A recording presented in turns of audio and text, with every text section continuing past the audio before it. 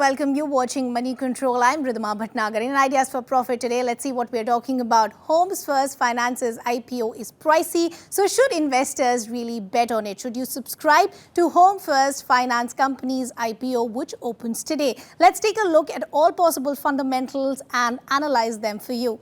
Housing finance companies are back on the growth path, shrugging off the disruption which has been caused by the pandemic. Affordable housing finance, mainly loan ticket size up to rupees 15 lakh, is now in a sweet spot and fastest growing subsegment for these housing financing companies. Being a pure affordable housing lender, HFFC is all set to benefit from the structural growth in this segment. Now, the housing finance company targets first-time home buyers in low as well as mid-income groups. Strong fundamentals, is backed also by strong investors who've supported it with timely capital infusions, which has resulted in strong capitalization as well as low leverage. Now, if you talk about the True North Fund, Bessemer India Capital, GIC and Warburg Pincus, they've all invested in this. Now, the company has also received an infusion of rupees 327 crores from existing investors just in FY20. So, subsequently, it has also onboarded Warburg Pincus in October 2020 with a 30% stake,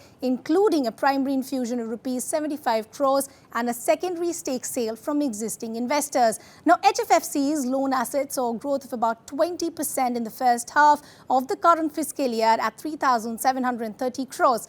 Between FY17 to FY20, the company has grown at a compounded annual growth of about 62%. The company's home loan segment constitutes around 92% of portfolio, and the share of relatively risky developer finance stands only just about under 2% at 1.9%. If you look at the salaried borrowers, both formal and informal firms, about 75% of the portfolio, and self-employed customers contribute about 25% to loan assets as on September 30th, 2020.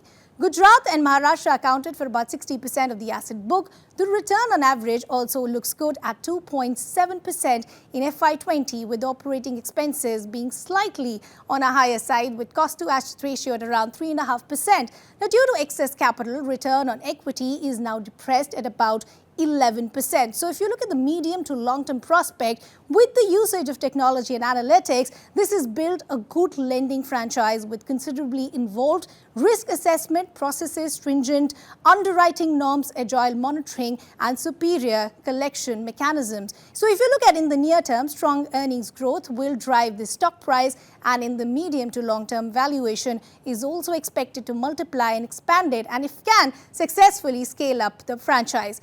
Given the high growth potential, professional management along a well-capitalized balance sheet, this is well poised for the growth in affordable housing finance space. If you look at the valuation, the issue consists of rupees 265 crores of fresh capital, in addition to offer for sale from some of the existing shareholders amounting to rupees 889 crores. At rupees 518 per share, HFFC is valued at 3.1 times FY22 estimated book on post-money basis. Now, the issue is priced at more than 50% compared to the price at which preferential allotment was made to Warburg Pincus in October 20. But according to the management, Warburg Pincus was allowed at a distressed valuation amid a lot of uncertainty in peak COVID times. If you look at it on a relative basis, valuations look undemanding when compared to new affordable players like Avis Financials, which mainly operates in affordable space. But when compared to older listed companies like Repco or any other larger housing finance companies, valuation